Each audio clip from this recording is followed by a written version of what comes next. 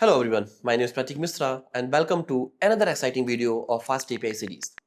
आज की वीडियो में हम डिस्कस करने वाले हैं कि हम based on the token user को कैसे ऑथेंटिकेट कर सकते हैं, राइट? इफ यू रिमेंबर, हमने लास्ट वीडियो में यूजर को लॉगिन करना सीखा था कि कोई यूजर अपना करेक्ट यूजर नेम और पासवर्ड डालेगा तो हम उसको वैलिडेट करके कैसे एक करेक्ट टोकन जनरेट करके देंगे. But in today's video we are going to discuss कि based on the same token जो यूजर ने ड्यूरिंग लॉगिन जनरेट किया है, हम यूजर को ऑथेंटिकेट कैसे कर सकते हैं कि वो किस यूजर का टोकन है, उस यूजर की क्या डिटेल है and all other things, right? तो चलते हैं, अपन देखते हैं एक बार कैसे कर सकते हैं. तो मैं क्या करता हूं सबसे पहले, अच्छा पहले हम समझेंगे टोकन को वैलिडेट करने के क्या स्टेप्स होंगे, राइट? ओके. सो बेसिकली जब भी कोई यूजर कोई एपीआई कॉल करेगा वो साथ में टोकन को सेंड करेगा. Token send, okay. लेकिन वो टोकन को सेंड कैसे करेगा? In body, in query params और इन पाथ पैराम्स.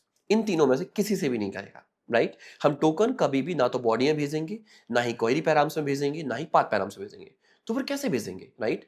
तो जब भी हम कोई रिक्वेस्ट कॉल करते हैं, हमारे पास एक और पॉसिबिलिटी होती है डेटा को सेंड करने की, जिसको हम बोलते हैं हेडर्स, राइट? यदि मैं पोस्टमैन पे चलूं तो मैं आपको दिखाऊं कि यहां पर आपको एक सेक्शन देखने के लिए मिलेगा हेडर्स का, जिसमें बाय डिफॉल्ट कुछ हेडर्स पास भी हो रहे हैं, जिनको बेसिकली हम हिडन हेडर्स बोलते हैं, जो कंपलसरी आते हैं. लेकिन यहां पर हम खुद के हेडर्स भी डिफाइन कर सकते हैं. लाइक फॉर एग्जांपल, मैंने यहां पे एक हेडर डिफाइन कर लिया नेम, और नेम की वैल्यू होगी प्रतीक. तो अब जब भी हम इस एंड पॉइंट को दोबारा से कॉल करेंगे लॉगिन करने के लिए, तो जो नेम नाम का हेडर है ये भी रिक्वेस्ट बॉडी में जा रहा होगा, right? Perfectly fine, perfect fine. तो अब बस मुझे इतना सीखना है कि इस हेडर को हम अपने बैकएंड में निकालेंगे कैसे, रीड कैसे करेंगे, राइट?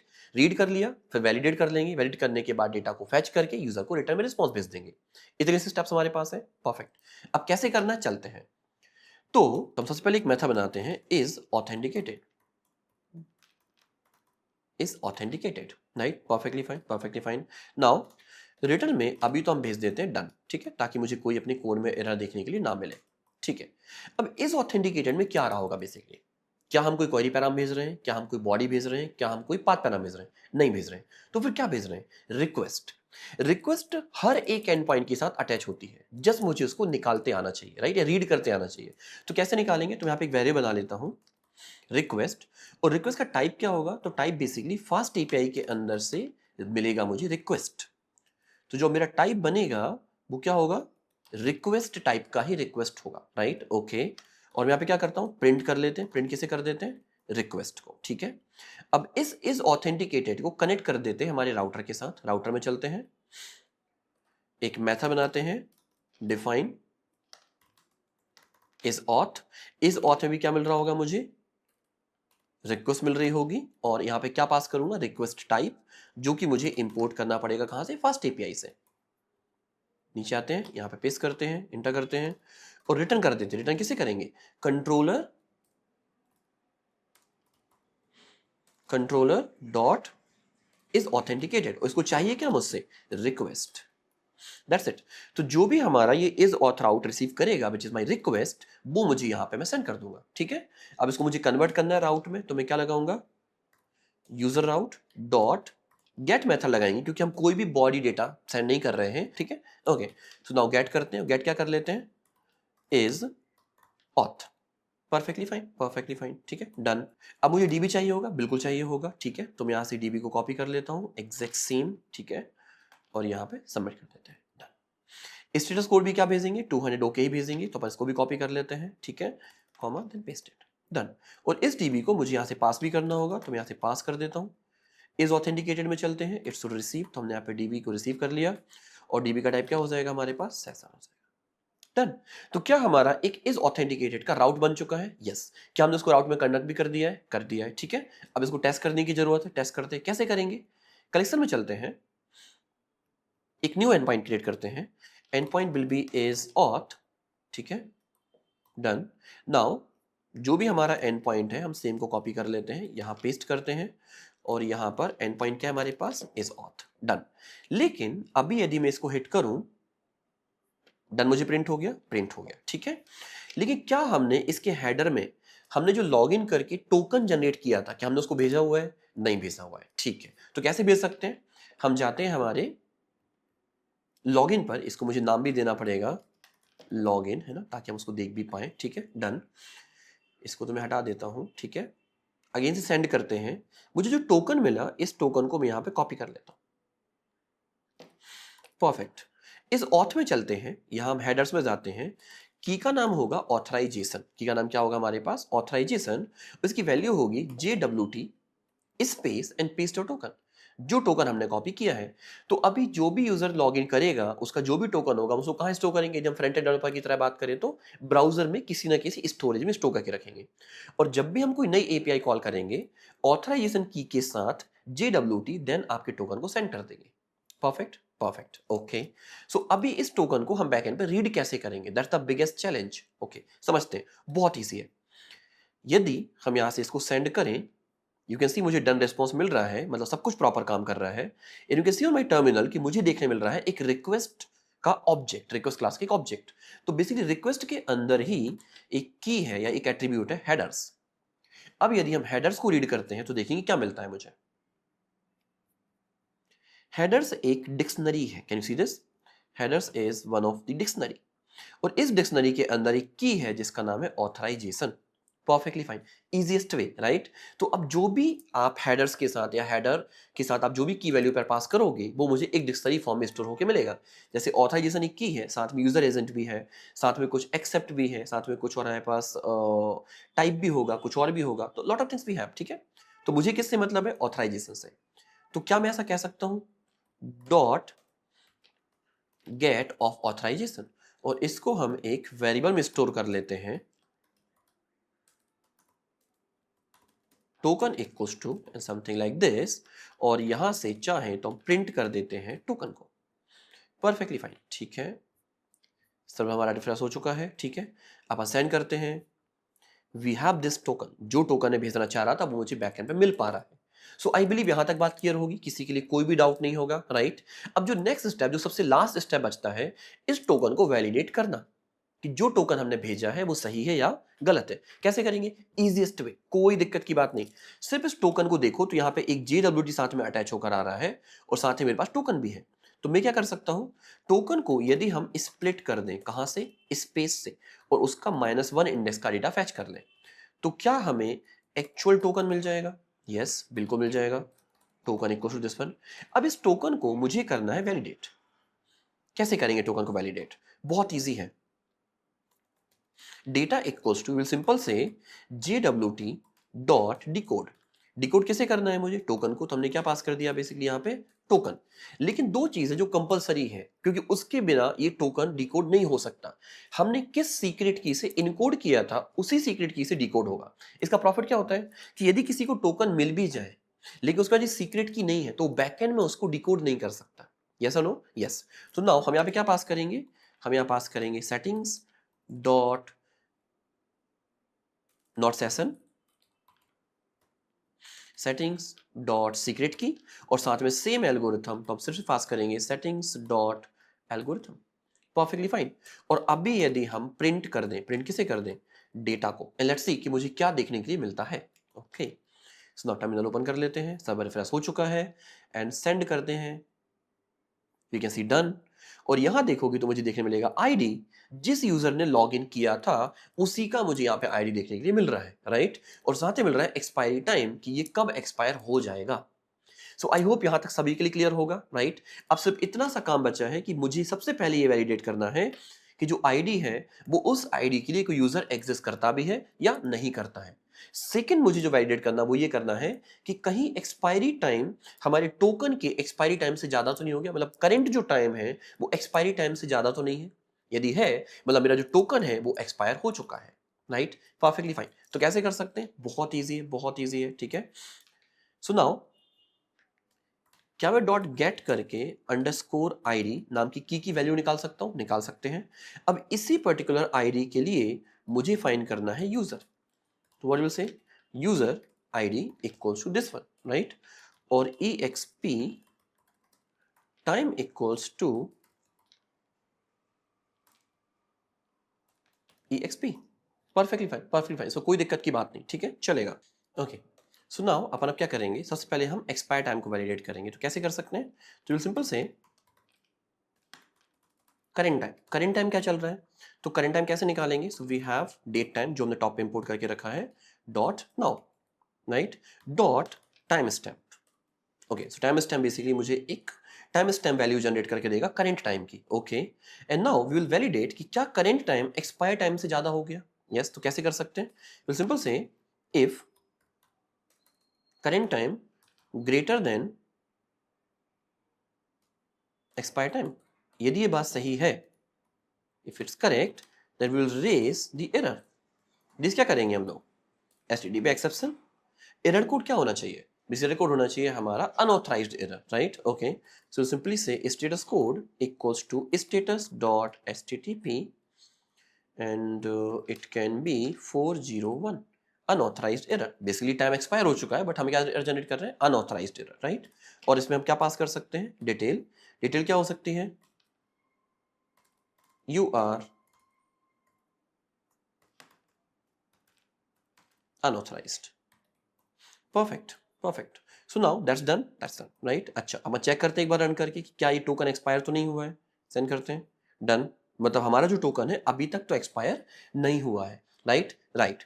अच्छा, सो अभी अपन एक और चीज वैलिडेट कर सकते हैं, यूजर आईडी। क्या यूजर सही है या गलत है? सो अपन चलते हैं टॉप पर, हमने ऑलरेडी करके रखा हुआ है इसको। सिंपल, हम यहाँ पे कॉपी करते हैं, पेस्ट करेंगे यहाँ पर, ठीक है? ऐसे क्या वैलिडेट करेंगे? यूजर नेम वैलिडेट करने की जगह हम यहाँ क्या वैलिडेट करेंगे? आईडी। और आईडी क्या होनी चाहिए हमारी? User ID. That's it. And here we will say if not user. यदि ये कंडीशन रेज होती है तो हम अगेन से कहेंगे you are unauthorized. Reason is, क्योंकि जो भी टोकन मुझे मिल रहा है वो सही नहीं है, या उस टोकन में जो भी यूजर इनकोडेड है, जो भी डेटा इनकोडेड है, वो यूजर हमारे सिस्टम में एग्जिस्ट नहीं करता है, राइट? तो विल से कि यू आर अनऑथराइज्ड। बट यदि मिल जाता है, if everything goes fine, then here we will not return done, we will return complete user detail. Perfectly fine, perfectly fine. So I hope यहाँ तक आपके लिए क्लियर हुआ होगा कि हम इसको कैसे प्रॉपर वर्क कर सकते हैं, कैसे ऑथेंटिकेट कर सकते हैं, ठीक है? एक बार अपन चेक करके देखते हैं इसको, ठीक है? सेंड करते हैं, कैसी दिस? यस, जिस भी यूजर का वो टोकन है उस यूजर की हम डिटेल यहाँ पे निकाल पा रहे हैं, ठीक है? अब मुझे यहाँ पे क्या मिल रहा है? Hash password. हैश पासवर्ड क्यों मिल रहा है? क्योंकि यदि हम अगेन दोबारा से समझे, हमने राउट में रिस्पॉन्स मॉडल नहीं इंप्लीमेंट किया। रिस्पॉन्स मॉडल नहीं कनेक्टेड है, तो रिस्पॉन्स मॉडल कहां से मिलेगा मुझे? तो अपन यदि डिटेल्स में चलें, we created user response schema, जो कि ऑलरेडी इंपोर्टेड है हमारे पास, ठीक है? हम इसको यहाँ पे कनेक्ट कर देते हैं, दैट्स इट। एंड अभी यदि हम अगेन से सेंड करें एपीआई को, we are getting only details of the user who logged in. अच्छा, तो क्या होगा यदि मैं इस टोकन को पास नहीं करूं? तब भी क्या मुझे डिटेल मिल जाएगी? देखते हैं अपन रन करके। इंटरनल सर्वर एरर, अपन चेक कर लेते हैं क्यों एरर आ रहा है हमें। None type object has no attribute split. Okay, समझते हैं। हम यहाँ पे लगाया है टोकन में स्प्लिट, बट मुझे यहां भी एक कंडीशन लगानी पड़ेगी, इफ नॉट टोकन। यदि टोकन है ही नहीं तब भी हम सेम ही एरर जनरेट कर देंगे। परफेक्ट। सो अभी हम सेंड करते हैं, देखा नहीं, you are unauthorised, right? But जैसे आप टोकन पास करोगे, you will say you can see the details, right? Okay, अपन एक काम करते हैं, एक बार और लॉग इन करते हैं, ठीक है? टोकन जनरेट करके देखते हैं, बट टोकन का हम एक्सपायरी टाइम बदल देते हैं। अभी यदि हम देखें, हमने एएनबी में जो एक्सपायरी टाइम डाला 30 मिनट्स का डाला है, इसको हम 1 मिनट कर देते हैं, ठीक है? ठीक है, या अभी अपन इसको सेम रहने देते हैं, हम थोड़ा और अर्ली करेंगे। तो हम यहाँ पे क्या करते हैं,